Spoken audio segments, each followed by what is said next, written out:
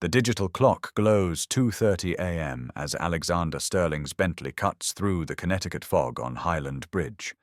Emergency board meetings drain him, but tonight feels different. Ahead, orange flames dance against black water. A white Tesla Model S burns like a funeral pyre, its elegant frame twisted in agony. Through the smoke and shattered glass, he glimpses something impossible. A bride, wedding dress pristine white against crimson flames.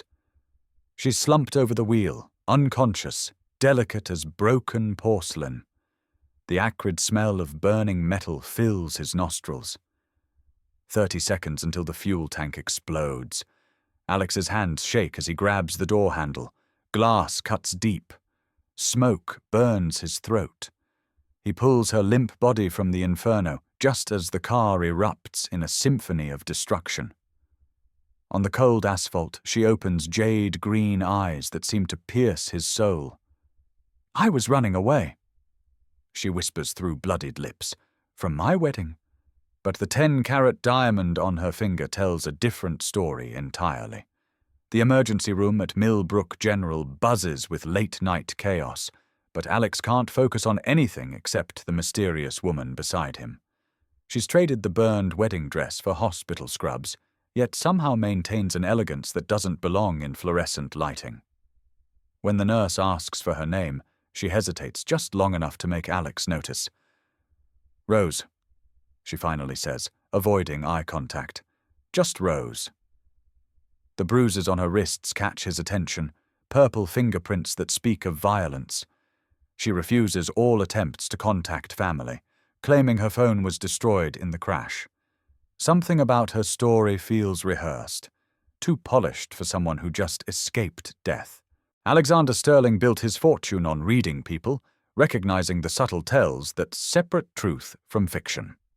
At 38, he's the CEO of Sterling Dynamics, a fintech company that revolutionized blockchain security protocols. His empire worth $800 million means nothing right now, watching this fragile woman flinch every time someone approaches too quickly. 2 years ago, his wife Rebecca died in a car accident on this same stretch of highway, leaving him to raise their 7-year-old daughter Zoe alone. The piano in their Millbrook Heights mansion has remained closed since that night, its silence a monument to his grief. Tonight, staring at Rose's jade eyes, Alex feels something he thought died with Rebecca. Possibility. Rose's medical bills disappear into Alex's platinum card without discussion. She protests weakly, but exhaustion wins over pride. "I have nowhere to go," she admits as dawn breaks through the hospital windows. "The people I was running from, they're not the kind you call police about." Her voice carries an education that doesn't match her desperate circumstances, syllables shaped by expensive schools and careful breeding. Alex makes a decision that defies every logical business instinct he's honed over 2 decades. "You can stay with us," he offers, "just until you figure things out." The gratitude in her eyes feels genuine, but something deeper lurks beneath the surface. Something that whispers of secrets too dangerous to share. The Sterling mansion sits on 5 acres of manicured Connecticut countryside, its colonial architecture speaking of old money and established power. Zoe meets Rose at breakfast, curious 7-year-old eyes taking in the stranger wearing her father's oversized Yale sweatshirt. "Daddy, why is there a princess in our house?" she asks with the brutal honesty of childhood. Rose laughs, the first genuine sound Alex has heard from her, and something tight in his chest loosens. She helps Zoe choose clothes for school, displaying an intuitive understanding of child psychology that seems too natural for someone claiming no family experience. When Zoe's shoe comes untied, Rose's fingers move with practiced efficiency, the kind that comes from years of repetition. The small lie feels enormous in the morning light. Days blur into a routine that feels simultaneously foreign and familiar. Rose cooks elaborate dinners that would impress a five-star restaurant, her knife skills suggesting professional training she never mentions. She helps Zoe with homework, solving advanced mathematics problems faster than Alex can follow the equations. When neighborhood kids tease Zoe about her father being too busy for family fun, Rose organizes an impromptu treasure hunt that has every child on the street begging to join. Yet she always sits facing the door during meals, jumps when the doorbell rings, and checks the locks obsessively before bed. Alex pretends not to notice the expensive taste in clothing that conflicts with her claims of having nothing left. The first black SUV appears on Tuesday morning, cruising slowly past the house while Rose helps Zoe catch the school bus. Rose's entire body goes rigid, her hand instinctively reaching for Alex's arm. "We should go inside," she whispers, but her eyes never leave the vehicle until it disappears around the corner. That afternoon, Alex finds her researching security systems on his laptop, her browsing history revealing knowledge of encryption protocols and surveillance countermeasures that no ordinary runaway bride should possess. When he questions her about it, she deflects with a smile that doesn't reach her eyes. "You can't be too careful these days," she says, but her fingers tremble as she closes the laptop. By the end of the first week, Rose has seamlessly integrated into their household rhythm. She knows exactly how Zoe likes her sandwiches cut, remembers Alex's coffee preferences without being told, and somehow anticipates their needs before they voice them. The bruises on her wrists have faded, but new details emerge daily. She speaks 3 languages fluently, recognizes classical music composers from a few notes, and once accidentally quoted stock prices from memory before catching herself.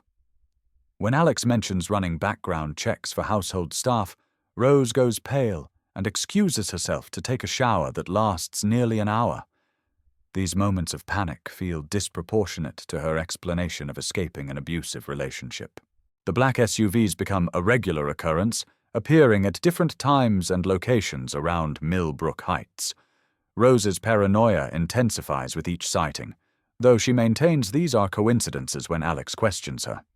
She starts wearing baseball caps and sunglasses, avoiding the main roads, and insisting they use back entrances to stores. During a trip to the grocery store, she suddenly grabs Alex's hand and pulls him into a different aisle when a man in a dark suit enters the produce section. "Old habits." She laughs nervously when he stares at her in confusion.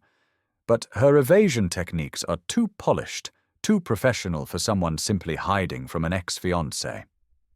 3 weeks into her stay, Rose attends Zoe's piano recital at the elementary school. She sits in the back row, scanning the crowd with the systematic precision of someone trained in threat assessment. When Zoe stumbles during her performance of Chopin's Minute Waltz, Rose rises slightly from her seat, humming the melody just loud enough for Zoe to hear and find her rhythm again. After the recital, she approaches Zoe's music teacher with suggestions about fingering techniques that reveal conservatory-level training. "Where did you study?" the teacher asks, but Rose deflects with questions about Zoe's progress. Later, Alex finds her crying in the car, though she claims it's just emotional overwhelm from the beautiful music. The shopping trip to Westfield Mall changes everything. Rose moves through the crowds with practiced awareness, her eyes constantly scanning exits and potential threats. When they pass the jewelry store, she stops abruptly, staring at a display of engagement rings. "My ring was bigger," she murmurs, then immediately looks stricken at the revelation. Before Alex can respond, she spots something across the concourse that drains all color from her face. A black SUV is parked outside the main entrance, and 2 men in expensive suits are walking toward the food court. "We need to leave," she says urgently, grabbing Alex's arm. "Now." They exit through a service corridor that Rose somehow knows exists, and Alex realizes her knowledge of the mall's layout is far too detailed for someone who's never been there before. That night, Rose has her first nightmare. Her screams wake the entire household.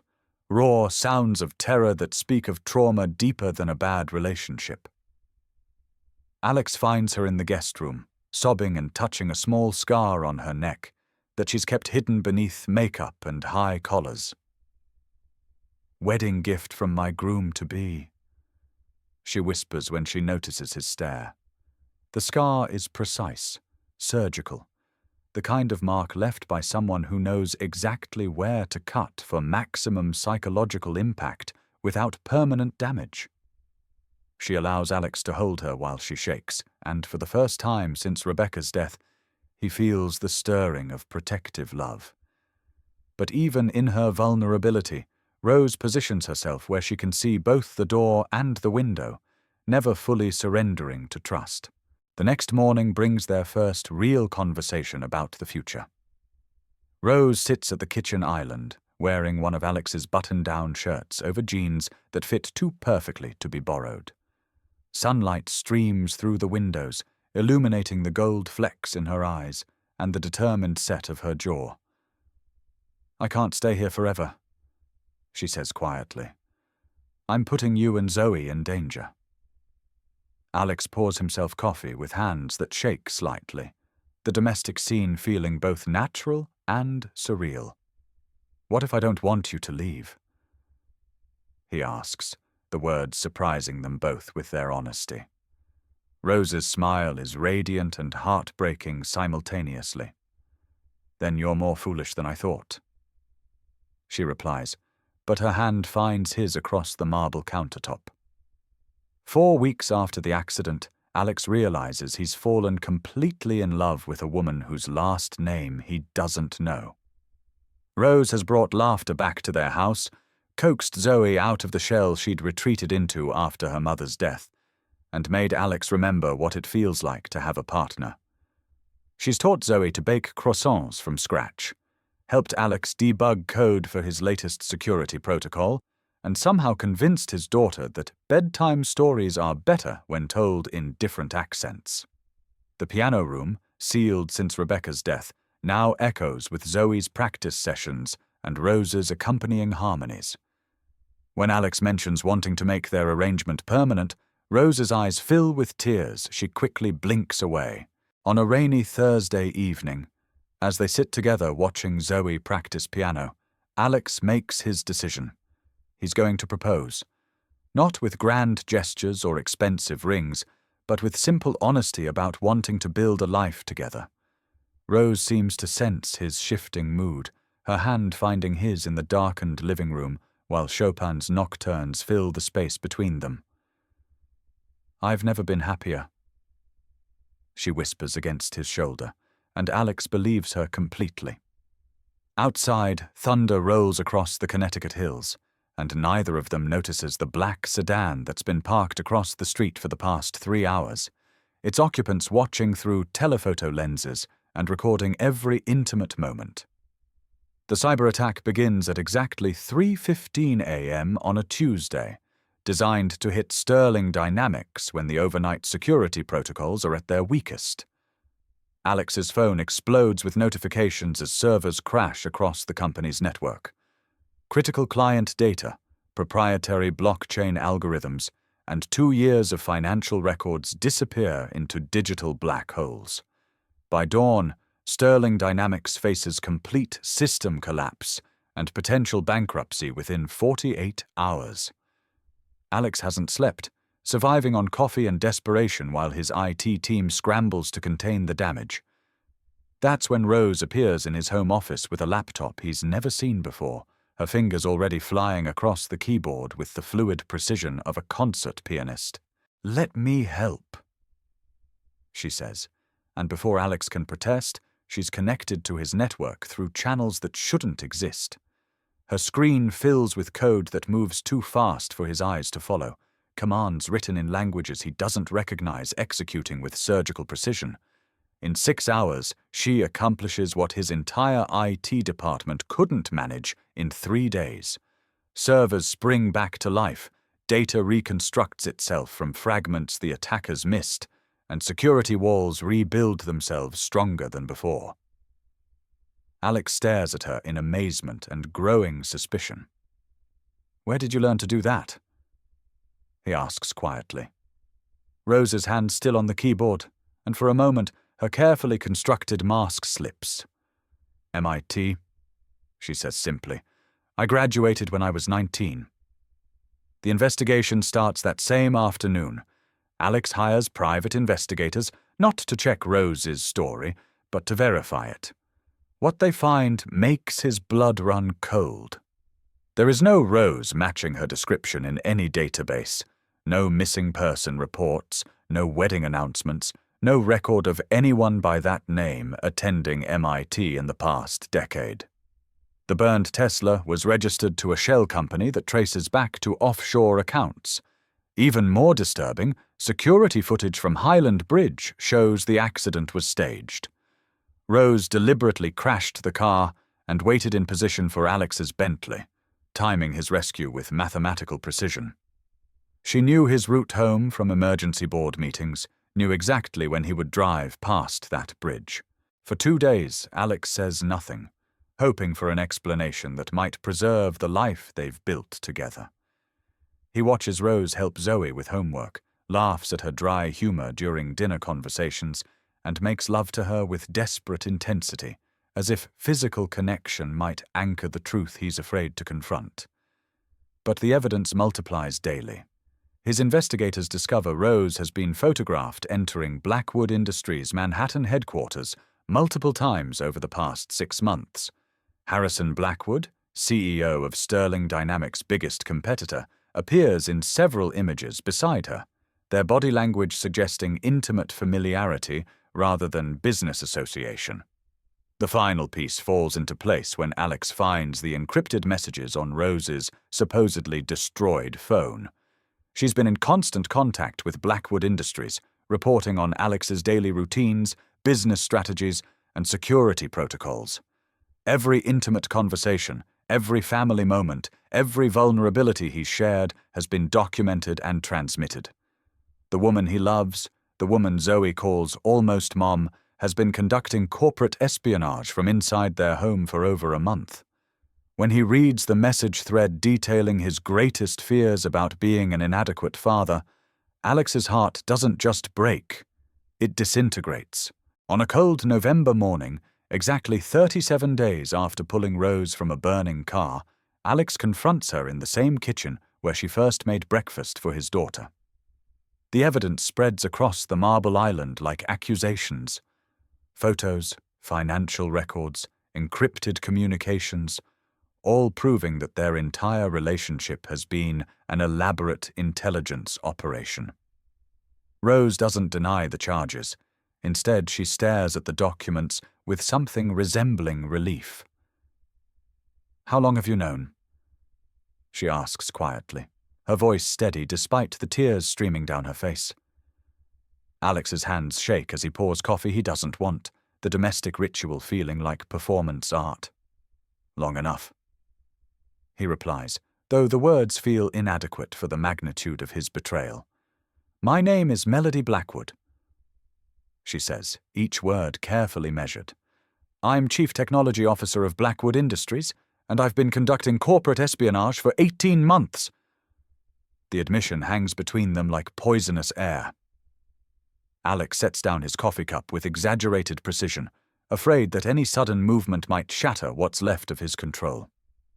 "Harrison Blackwood is your father," he states rather than asks, and Melody nods once. "Adoptive father. He recruited me from MIT when I was 22. I graduated summa cum laude with degrees in computer science and applied mathematics." Her professional credentials feel like additional betrayals, each achievement a tool wielded against him and his family. The true scope of the deception emerges over the next hour. Blackwood Industries orchestrated the cyberattack to test Sterling Dynamics' vulnerabilities. Melody's mission was to get close enough to copy Alex's revolutionary blockchain protocols, the technology that makes his company invaluable to major financial institutions. The runaway bride scenario was carefully constructed psychological theater, designed to trigger Alex's protective instincts and bypass his natural business paranoia. Every moment of their relationship was calculated, from her choice of wedding dress to the precise timing of her rescue. Even her knowledge of Zoe's favorite foods and bedtime preferences came from weeks of surveillance rather than genuine affection. But the feelings became real. Melody insists, her composure finally cracking. Everything with you and Zoe, that was never supposed to happen. I fell in love with the man I was sent to destroy. Alex wants to believe her, but trust is a luxury he can no longer afford. How convenient. He replies coldly. The spy falls for her target. Does Harrison know you've compromised the mission? Melody's silence provides the answer.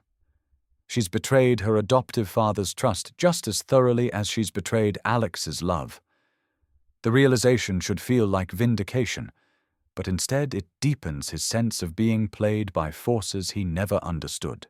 At exactly 4 p.m., Harrison Blackwood arrives at the Sterling mansion with a security detail that transforms the quiet Connecticut neighborhood into an armed camp. The man who emerges from the lead SUV embodies old money power, his silver hair and custom-tailored suit speaking of generational wealth and political connections.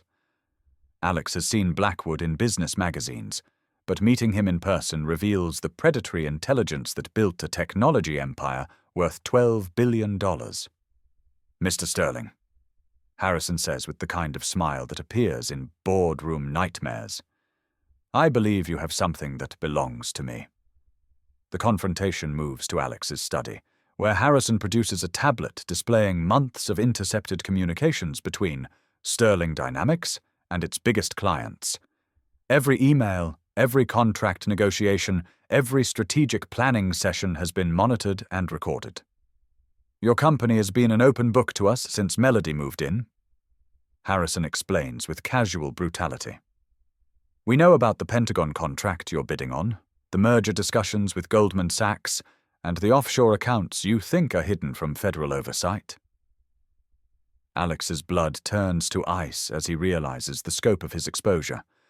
Blackwood Industries hasn't just stolen his technology. They've positioned themselves to destroy his reputation and freedom. Here's what's going to happen. Harrison continues, settling into Alex's leather chair with the confidence of a man who's never lost a corporate war. Sterling Dynamics will merge with Blackwood Industries within 60 days. You'll retain a management position with a generous salary, but controlling interest transfers to me. The alternative is federal prosecution for the various legal irregularities Melody has documented. The threats aren't idle. Harrison produces evidence of tax sheltering strategies that toe the line of legality and contract negotiations that could be interpreted as securities fraud. Every businessman cuts corners, but few have their compromises catalogued by the daughter of their biggest competitor. Melody stands silent in the corner, her face pale but determined. When Alex looks at her, she steps forward with visible effort. I deleted everything, she announces, her voice stronger than her trembling hands suggest. The stolen data, the client information, all of it. I chose you over the mission. Harrison's expression doesn't change, but something cold and final enters his eyes. Then you've chosen poorly, he tells his adoptive daughter, and you've committed corporate treason in the process. The words carry weight beyond business consequences. They speak of cut ties and permanent exile from the only family Melody has known since childhood. The negotiation takes 6 hours, with lawyers arriving from Manhattan to draft agreements that will reshape both companies.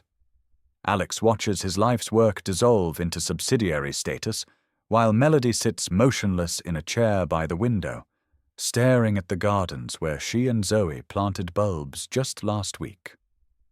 When Harrison's team produces recordings of intimate conversations between Alex and Melody, including discussions about Zoe's therapy after her mother's death, Alex realizes that no moment of their life together was sacred. The violation goes beyond corporate espionage into something approaching psychological torture. As darkness falls over Millbrook Heights, the terms become clear. Sterling Dynamics will maintain its name and headquarters, but all major decisions require Blackwood approval. Alex keeps his CEO title, but loses operational control of the company he built from nothing after Rebecca's death. His net worth drops from $800 million to roughly $50 million, still wealthy by any measure, but no longer powerful enough to protect himself from men like Harrison Blackwood. The merger papers carry clauses that prevent Alex from starting a competing business for 10 years, effectively ending his career as an independent entrepreneur. Zoe returns from school to find strangers in suits discussing her father's future like commodity traders. She seeks out Melody, finding her in the piano room, where they've spent so many happy afternoons. "Are you leaving us?" Zoe asks with the devastating directness of childhood. Melody kneels to meet her eyes, and Alex watches from the doorway as his daughter's heart breaks in real time. "I have to," Melody whispers, "but I want you to know that loving you has been the most real thing I've ever done." Zoe doesn't understand corporate espionage or hostile takeovers, but she understands abandonment perfectly. The final scene plays out at Westchester County Airport, where Harrison's private jet waits on the tarmac like a metallic vulture. Melody carries a single suitcase, having left behind the life she built over 5 weeks of lies and truth intertwined. Alex drives her to the airport because some rituals demand completion, even when they lead nowhere good. They don't speak during the 20-minute drive, but her hand rests on his thigh while Chopin plays softly from the speakers. The music feels like mockery now, another carefully chosen detail in an elaborate seduction. "I need you to know something," Melody says as they sit in the Bentley watching Harrison's security team prepare for departure. "The night terrors, the scar on my neck, the fear you saw, that was all real. Harrison saved me from something worse than corporate espionage, but he owns me because of it." Alex wants to ask for details, but emotional closure feels like another luxury he can't afford. "Will I ever see you again?" he asks instead. Melody's smile breaks what's left of his heart. "Not if Harrison has anything to say about it," she replies. "But I'll be watching from a distance, making sure you and Zoe are safe." She kisses him once before leaving the car, soft and desperate and tasting of goodbye. Alex watches her board the plane without looking back, disappearing into a world of private jets and corporate warfare where love is just another strategic asset to be leveraged or discarded. The Bentley feels enormous and empty as he drives home to explain to his 7-year-old daughter why the woman she called almost mom will never make breakfast again. Behind him, the jet's engines scream against the November sky, carrying away the only person who's made him feel alive since Rebecca died. 2 months pass like a slow healing wound. Alex throws himself into the transition at Sterling Dynamics, learning to navigate corporate life under Harrison Blackwood's oversight while maintaining some dignity for his employees. The merger proceeds smoothly on paper, but every decision feels like death by 1,000 small compromises. Zoe stops mentioning Melody after the 3rd week, but Alex catches her setting an extra place at breakfast before remembering and quietly removing the unused dishes. The piano room returns to its previous silence, another monument to love that couldn't survive the collision with reality. The call comes on a Tuesday morning in January, precisely 63 days after Melody disappeared from their lives. Alex recognizes the voice immediately, despite its obvious distress. "They took Zoe," Melody says without preamble. "Harrison's enemies found his weakness through me." The words hit Alex like physical blows, each syllable carrying implications too terrible to process. His daughter, his entire world, has been kidnapped because a woman he loved brought corporate warfare into their quiet Connecticut existence. "Where is she?" he demands, already reaching for his car keys. "I don't know yet," Melody admits, "but I'm coming home."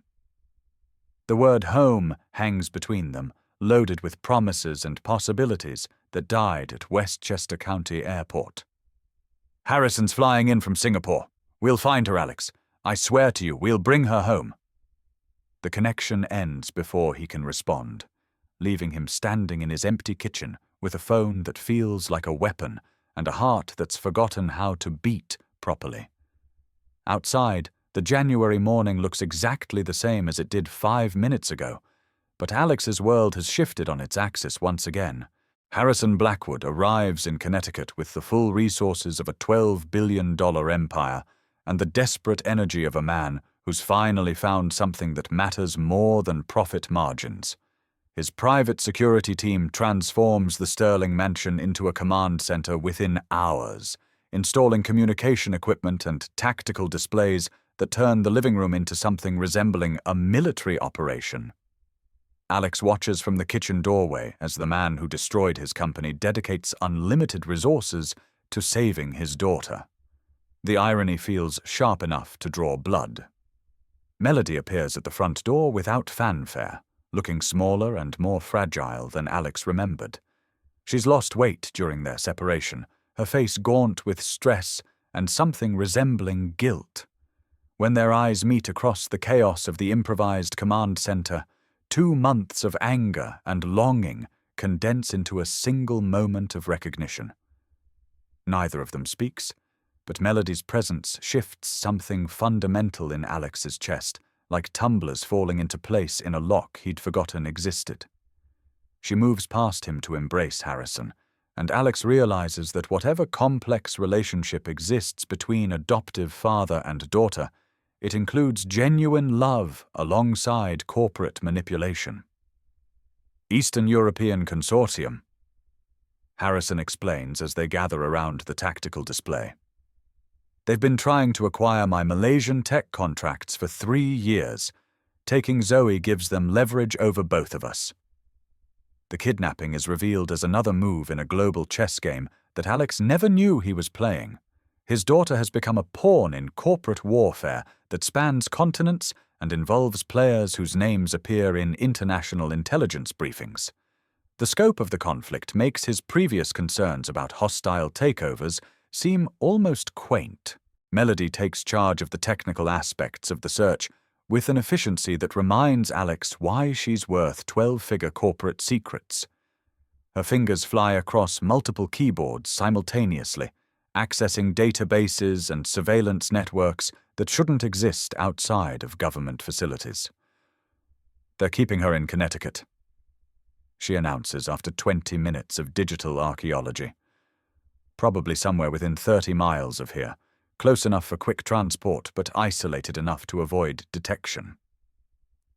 Her voice remains steady and professional, but Alex notices the slight tremor in her hands that speaks of barely controlled terror. The first real lead comes from traffic cameras along Interstate 95. Melody's facial recognition algorithms identify the kidnapper's vehicle, a black Mercedes van with diplomatically immune license plates that's been captured at 3 different toll booths heading north toward the Massachusetts border. They're not professionals, Harrison observes, studying the enhanced images. Real kidnappers would have switched vehicles by now. The observation carries both hope and additional worry. Amateurs might be easier to track, but they're also more likely to panic and make fatal mistakes. For 18 hours, the 3 of them work in shifts, following digital breadcrumbs through a maze of corporate shell companies and encrypted communications. Alex provides insights into Zoe's behavioral patterns, while Harrison leverages international contacts and Melody performs technological miracles that bend reality to their collective will. Somewhere between hour 12 and hour 15, Alex realizes that he's fighting alongside the people who destroyed his previous life to save what matters most about his current one. The emotional complexity feels too large for human processing. The breakthrough comes when Melody intercepts a ransom demand, transmitted through channels that suggest the kidnappers have access to government-grade encryption technology. The message is simple and devastating. Harrison must withdraw from the Malaysian contracts within 72 hours, or Zoe will be sold to human traffickers operating in Southeast Asia. The threat isn't about money, it's about eliminating Blackwood Industries from a market worth hundreds of billions of dollars over the next decade. Alex's daughter has become collateral damage in an economic war he never knew existed. They find the warehouse at dawn on the second day, an abandoned textile factory in the Berkshire Mountains that's been converted into a temporary prison. Harrison's security team surrounds the building, while Alex, Melody, and Harrison approach from the main entrance with the kind of calm that comes from having nothing left to lose. Inside, they discover that Zoe isn't just a victim. She's somehow become the kidnapper's weakness. The 7-year-old has convinced her captors to let her play piano on an old upright they found in the factory office, and her music has apparently reminded the lead kidnapper of his own daughter in Prague. Zoe runs to Alex first, then surprises everyone by throwing herself into Harrison's arms with the unconscious trust of childhood.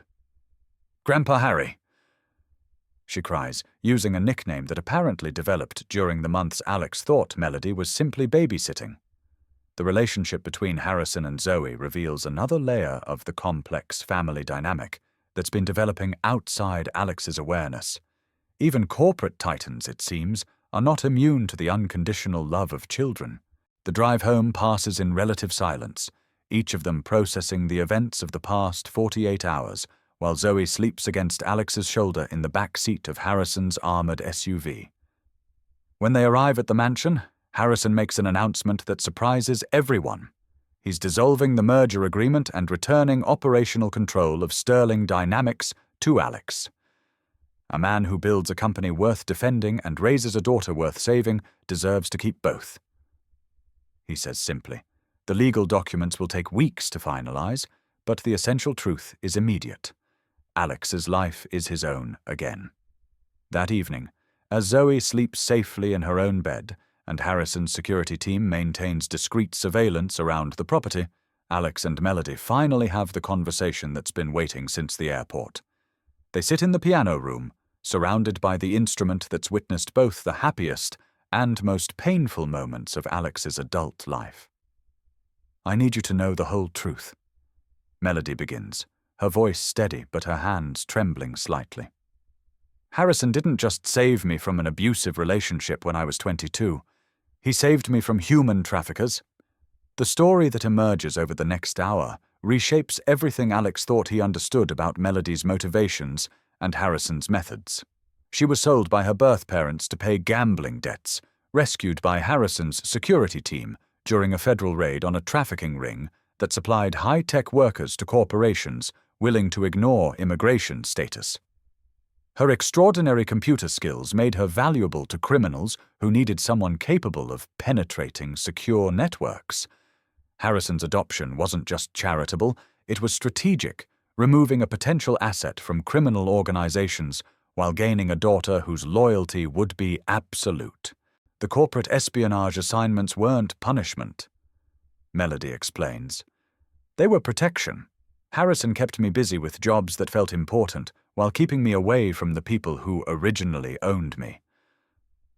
The wedding she was running from wasn't to an abusive fiancé, but to the son of the crime boss who'd purchased her at age 16. Harrison had arranged the marriage as a deep-cover operation to infiltrate the trafficking network.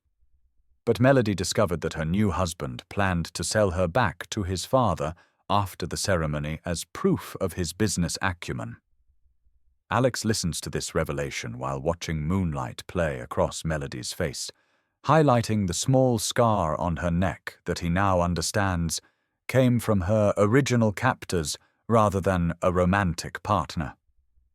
The complexity of her relationship with Harrison becomes clear.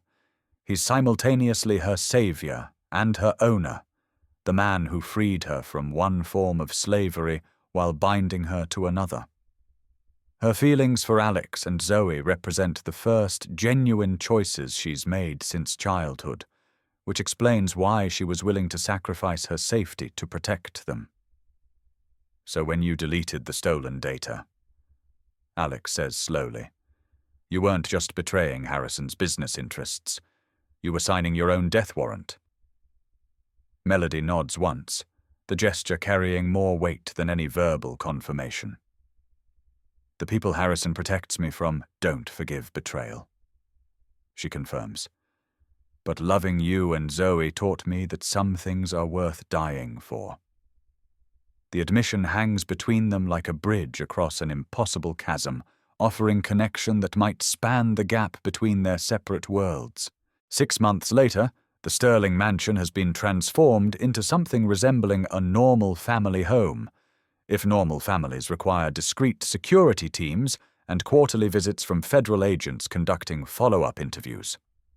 Alex has retained full control of Sterling dynamics, while accepting Harrison as a business partner rather than an enemy.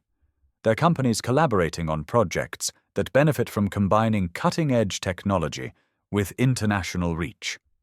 The relationship remains complicated, built on mutual respect rather than trust, but it works well enough to keep both men's empires thriving. Melody lives in a downtown apartment, but spends most evenings at the mansion, her relationship with Alex and Zoe evolving into something that defies easy categorization. She's not Alex's wife, though they share a bed more nights than not. She's not Zoe's stepmother, though she helps with homework and attends parent-teacher conferences. The three of them exist in a space between formal definitions, bound by choice rather than obligation, building something real from the ashes of elaborate deception. On a warm September evening, they sit together in the Bentley at Highland Bridge, the exact spot where their story began 11 months earlier. Alex has brought them here deliberately, wanting to close the circle that started with flames and desperate rescue. Zoe sits in the passenger seat, chattering about her upcoming piano recital, while Melody tunes her guitar in the back. The domestic scene feels both ordinary and miraculous, proof that love can survive even systematic betrayal when people choose healing over revenge. What are we exactly? Alex asks as they watch sunset paint the Connecticut River in shades of gold and crimson. It's a question he's avoided for months, afraid that defining their relationship might somehow diminish it. Melody's reflection meets his eyes in the rearview mirror, and her smile carries all the warmth that first drew him to her in a hospital emergency room. I honestly don't know anymore, she admits. Does it need a label? Alex considers this while Zoe practices scales in the front seat, her small fingers moving with increasing confidence across imaginary keys. No, he decides finally. I don't think it does. Some things exist beyond the boundaries of conventional description, sustained by daily choice rather than legal obligation. They've chosen each other repeatedly over the past year, through betrayal and forgiveness, through corporate warfare and family crisis, through the kind of complications that would destroy relationships built on weaker foundations. What they have doesn't need marriage certificates or adoption papers to be real. It just needs the courage to continue choosing each other despite the risks. As they drive home through the Connecticut twilight, Alex realizes that happiness often comes in forms we don't expect and can't control. The woman beside him is still technically a federal witness in an ongoing investigation into international human trafficking. The man who destroyed his company has become an unlikely ally in protecting his family. His daughter calls a former corporate spy almost mom and considers a billionaire oligarch her honorary grandfather. None of it makes sense according to conventional wisdom, but all of it works according to the more complex mathematics of human love. The Bentley turns into their driveway as stars appear in the darkening sky, carrying 3 people who've learned that family is something you build rather than something you're born into. Tomorrow will bring new challenges, fresh complications, and the ongoing work of balancing love with the kind of international intrigue that seems to follow Melody wherever she goes. But tonight, they're simply going home together, and that choice, repeated daily without fanfare or guarantee, turns out to be the strongest foundation any family can have.